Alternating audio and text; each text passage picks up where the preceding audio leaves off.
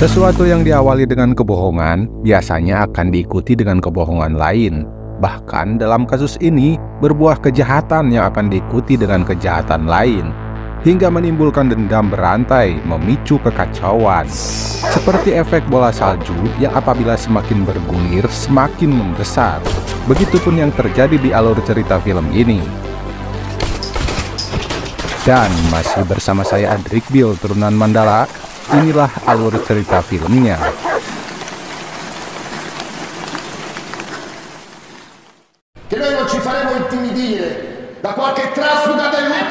Berlatar belakang di Roma, Italia, sekitar bulan November tahun 2011. Cerita berawal ketika seorang anggota dewan bernama Filippo Malgradi selesai mengikuti sidang paripurna membahas amandemen yang salah satu poinnya mendukung proyek real estate di daerah pesisir pantai kota Ostia.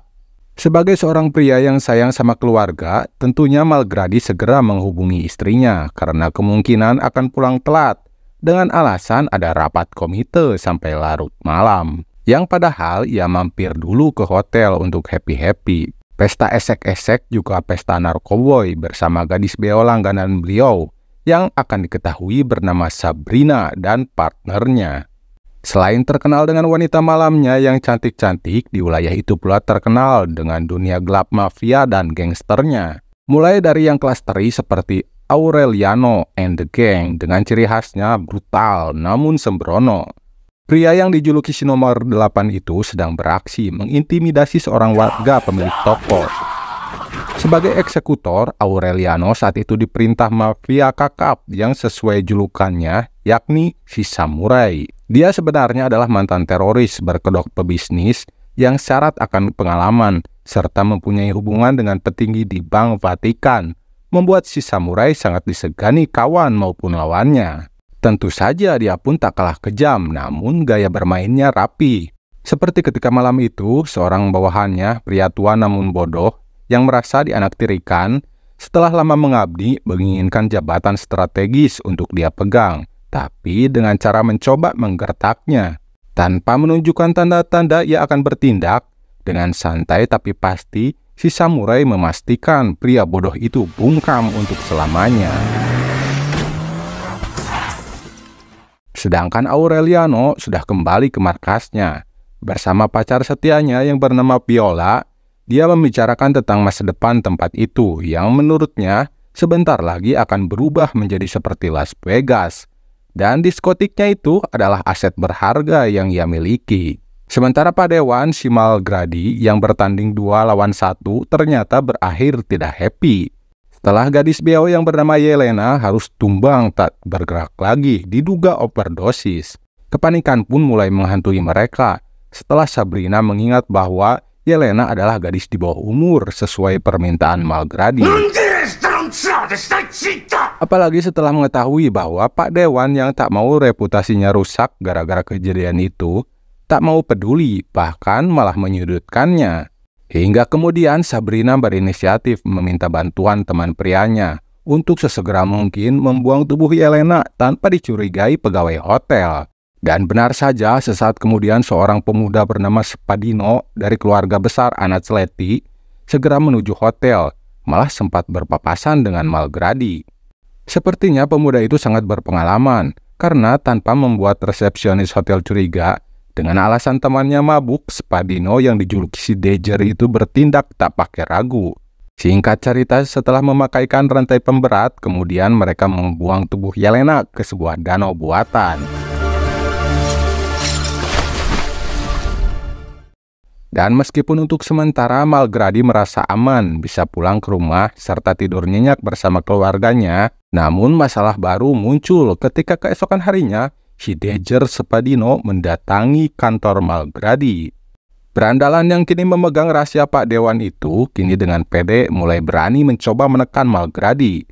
Walaupun tidak secara langsung memerasnya, Spadino membuat kesepakatan sepihak bahwa mulai saat itu Pak Dewan harus berlangganan narkoboy darinya. Begitupun apabila dia membutuhkan gadis beo lagi. Dan untuk saat itu, daripada Spadino lapor polisi, lebih baik bagi Malgradi setuju saja. Meski ia cukup dibuat muak dengan tingkah tengilnya. Di sisi lain kota tersebut, seorang pria bernama Sebastiano dijemput paksa anak buah rentenir yang kemudian membawa dia ke rumah bosnya. Pimpinan gangster sekaligus lintah darat bernama Manfredi Anazzletti itu ternyata kakak dari Setengil Spadino, menjelaskan bahwa mulai kini Sebastiano punya urusan dengannya. Setelah diketahui mendiang ayang Sebastiano yang sebelumnya mati bundir karena putus asa punya utang bernilai jutaan kepada rentenir itu. Dan Manfredi sekarang menuntut agar Sebastiano sebagai putranya yang harus bertanggung jawab melunasi hutang tersebut. Dengan tanpa ampun dia memberinya waktu seminggu untuk Sebastiano mempersiapkan segala sesuatunya, sehingga Manfredi bisa mengambil alih kepemilikan villa mewah tempat pesta para pejabat, berikut segala harta benda yang ia miliki, termasuk uang yang bisa dikumpulkannya. Dan barang berharga pertama yang mereka rampas adalah mobil mewahnya, sehingga politikus yang diketahui berseberangan dengan Malgradi itu terpaksa harus pulang naik taksi.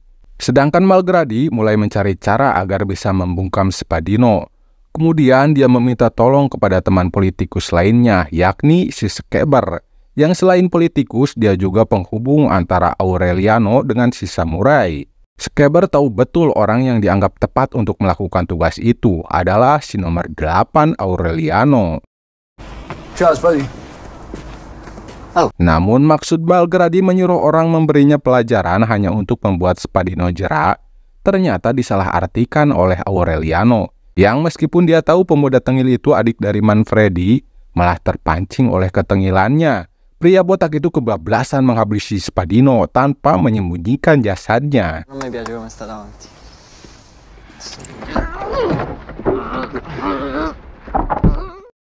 Maka keesokan harinya berita penemuan jasad Spadino pun mulai menyebar. Dan tentu saja kabar duka bagi keluarga Anazzletti membuat Manfredi geram, memerintahkan anak buahnya mulai melakukan penyelidikan siapa pelakunya.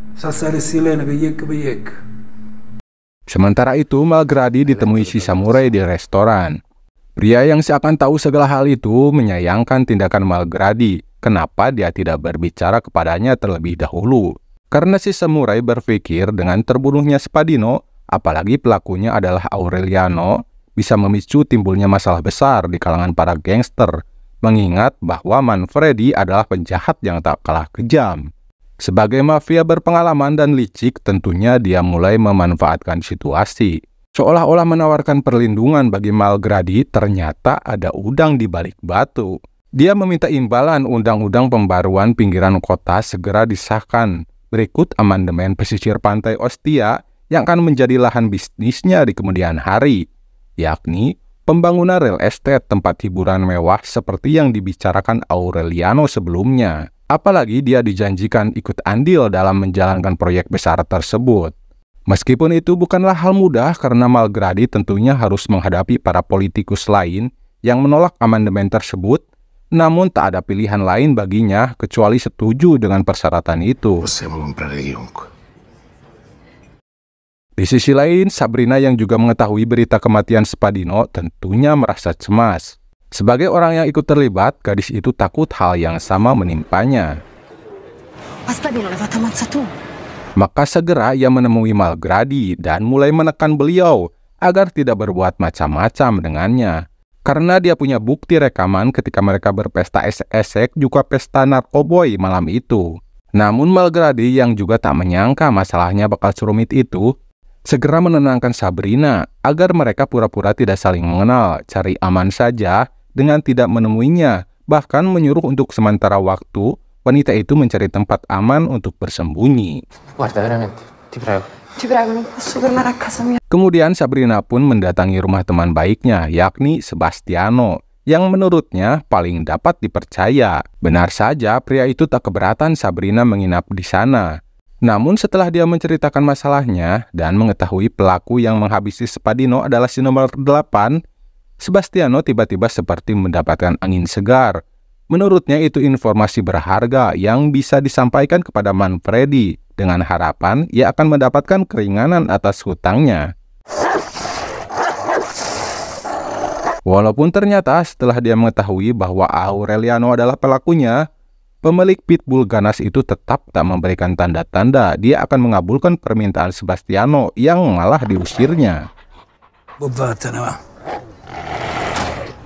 Setidaknya masih punya harapan dan masih punya rumah, dia pun pulang untuk mengeloni Sabrina yang terlihat nyaman dan aman tinggal di sana, padahal rahasianya telah dibocorkan oleh temannya sendiri. Sementara itu si samurai mendatangi markas Aureliano, membujuknya agar mengamankan diri untuk sementara waktu, bersembunyi mengantisipasi kemungkinan terburuk apabila terjadi serangan balasan dari geng Manfredi. Sebagai mafia senior, si samurai tak mau terjadi pertikaian antara para gangster demi kelancaran proyek besarnya di kemudian hari. Benar saja, apa yang dikhawatirkan si samurai ternyata terbukti. Ketika malam harinya Aureliano selesai transaksi dengan kliennya di supermarket, dua orang bertopeng diduga anak buah Manfredi berusaha menghabisinya.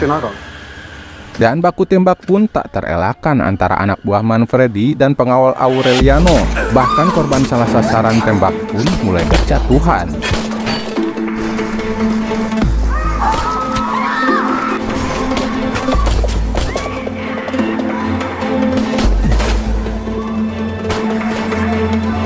Sementara itu, Viola yang tidak persiapan dibekali senjata harus bersusah payah meloloskan diri bersama Aureliano yang mengalami luka tembak. Walaupun akhirnya pertolongan anak buahnya datang tepat waktu.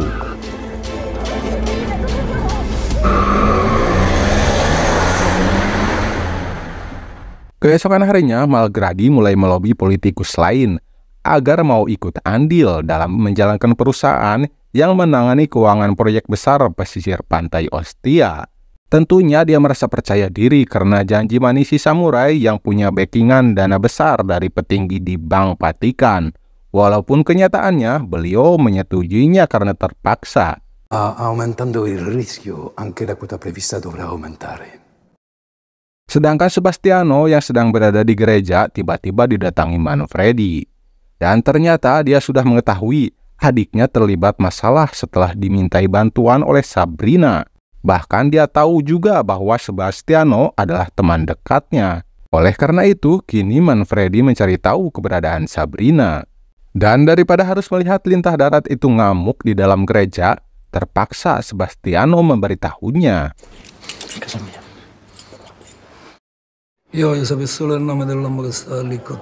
Singkat cerita, Sabrina telah dibawa ke rumah keluarga besar Anacletti untuk diinterogasi tentang siapa dalang dibalik terbunuhnya Spadino. Dan di bawah ancaman, akhirnya wanita itu pun memberikan jawaban sesuai yang mereka minta. Chi era? È un politico, si chiama Malgradi. Di sisi lain, Aureliano and the gang telah mengungsi ke tempat yang menurutnya aman, memilih untuk duduk manis saja demi menuruti perintah si samurai. Dia melarang anak buahnya untuk membalas perlakuan anak buah Manfredi, meskipun Viola ngotot untuk balas dendam. Hingga wanita itu hilang kesabaran, apalagi setelah berasa bosan harus berlama-lama tinggal di rumah pinggir pantai. Sepertinya ia merencanakan sesuatu yang kemudian ditemani seorang anak buahnya. Dengan alasan hendak pergi ke salon, berangkatlah mereka ke kota. Buongiorno. Namun gadis yang awalnya terlihat tidak memiliki keberanian itu tiba-tiba berubah layaknya asasin berdarah dingin, mendatangi dua saudara Manfredi yang sedang santai di jacuzzi.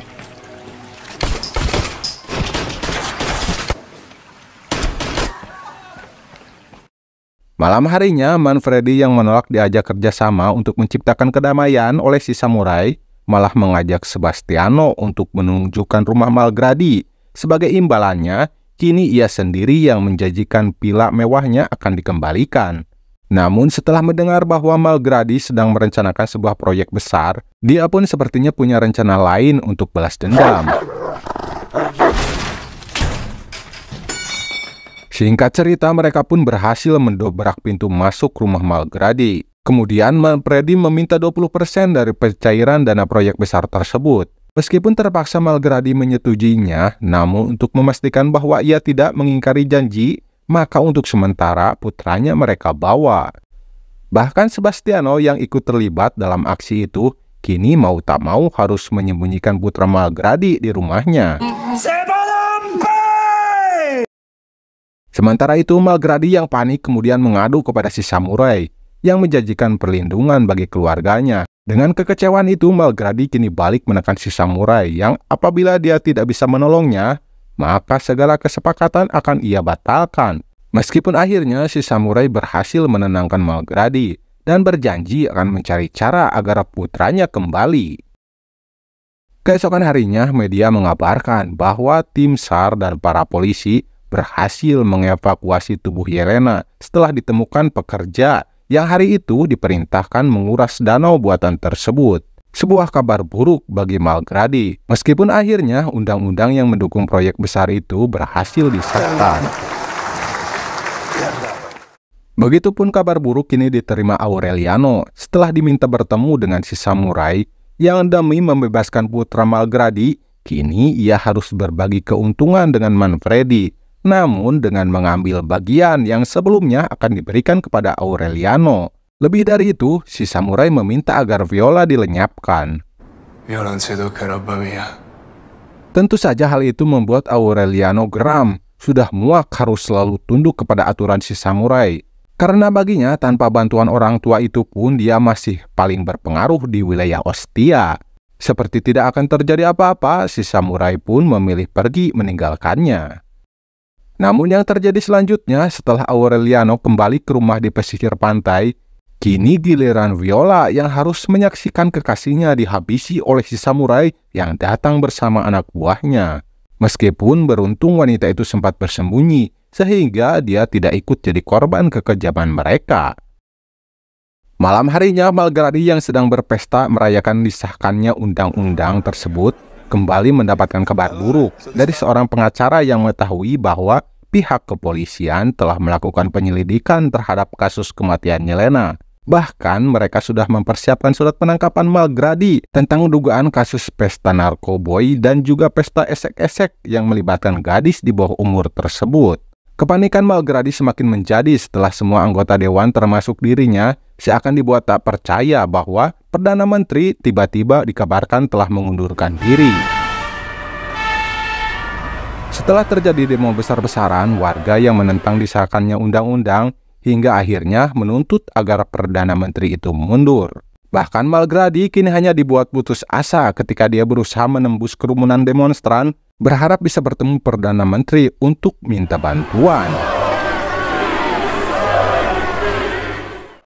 Sementara itu, Sebastiano yang berpikir tugasnya sudah selesai dan mengembalikan putra Malgrady, kemudian dia kembali ke rumah Manfredi untuk menagih janjinya.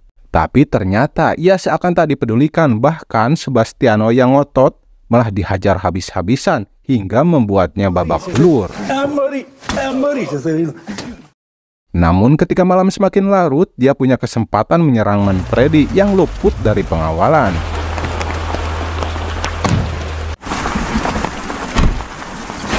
Sebastiano yang mendadak beringas tak disangka memiliki jiwa brutal terpendam. Setelah membuat Manfredi pingsan, kemudian dia punya ide memasukkan lintah darat itu ke kandang gubuk untuk menginap bersama pitbull ganas peliharaannya sendiri. Dan puncak dari kekacauan tersebut adalah ketika si samurai yang setelah mengunjungi apartemen ibunya, dia berpamitan untuk pulang. Namun sama halnya dengan Sebastiano, ternyata Viola juga menunggu kesempatan si samurai lengah luput dari pengawalan. Yang meskipun pria itu sempat mencoba bernegosiasi berbagi keuntungan dengan Viola, namun gadis berdarah dingin itu lebih memilih untuk membalas dendam kematian kekasihnya. Dan film ini pun selesai. Jangan lupa like, subscribe, dan ramaikan komennya untuk semangat saya upload video-video selanjutnya. Saya Adrik Bil Turunan Mandala pamit, permios.